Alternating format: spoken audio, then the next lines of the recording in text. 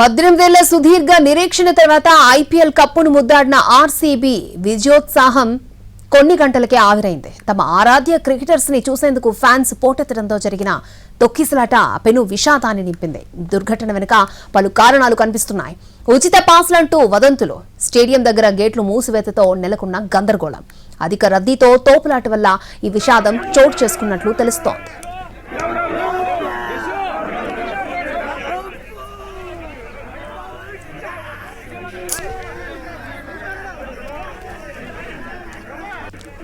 Bengaluru Chinnaswamy stadium సామర్థ్యం 35,000 మంది మాత్రమే. కానీ నిన్న సాయంత్రం అక్కడికి దాదాపు 3 లక్షల మంది ఫ్యాన్స్ చేరుకున్నారు.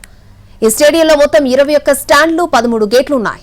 ఇందులో 9, 10వ నెంబర్ గేట్లను రాష్ట్ర క్రికెట్ అసోసియేషన్ సభ్యులు రిజర్వ్ చేశారు.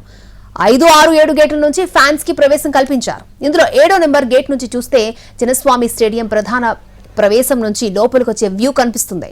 మెయిన్ ఎంట్రన్స్ నుంచి ఆర్సీబీ జట్టు మైదానంలోకి ప్రవేశిస్తుంది కాబట్టి 7వ నెంబర్ గేట్ దగ్గర ఫ్యాన్స్ పోటెత్తారు.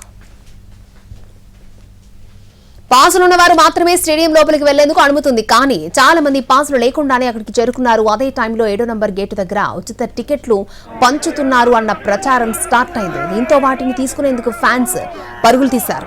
టికెట్ల కోసం ఒకరినొకరు తోసుకోవడంతో తొక్కిసలాట జరిగిందని ప్రత్యక్ష సాక్షులు చెబుతున్నారు.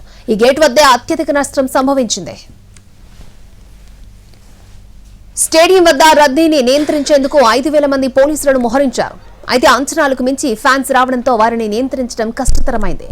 గేట్లు కూడా చిన్నవిగా ఉండడంతో లోపలికి వెళ్లేందుకు వీలు లేకుండా పోయింది. స్టేడియం గేట్లు చిన్నగా ఉన్నాయి. ఫ్యాన్స్ కిక్కిరిసిపోవడంతో కొన్ని చోట్ల గేట్లు విరిగిపోయాయి. రద్దీ ఎక్కువగా ఉండడం వల్లే ఈ ఘటన సంభవించిందని అనుకుంటున్నామని సీఎం సిద్ధరామయ్య అంటున్నారు. అయితే పాసులు ఉన్నప్పటికీ తమను లోపలికి రానియకుండా గేట్లు మూసేశారంటూ కొంతమంది ఫ్యాన్స్ ఆరోపిస్తున్నారు. నిన్న మధ్యాహ్నం 3:30 గంటలకు విధాన సౌధ నుంచి చిన్నస్వామి స్టేడియం వరకు పరేడ్ ఉంటుందని ఆర్సీబీ జట్టు నిన్న ఉదయం ప్రకటించింది. అయితే ఫ్యాన్స్ రాకను ముందే అంచనా వేసిన పోలీసులు ర్యాలీకి అనుమతిని ఇవ్వలేదు.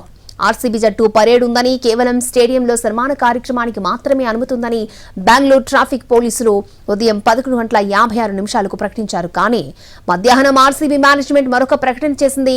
పరేడ్ నిర్వహిస్తామని, ఫ్యాన్స్ మార్గదర్శకాలు పాటించాలని కోరింది.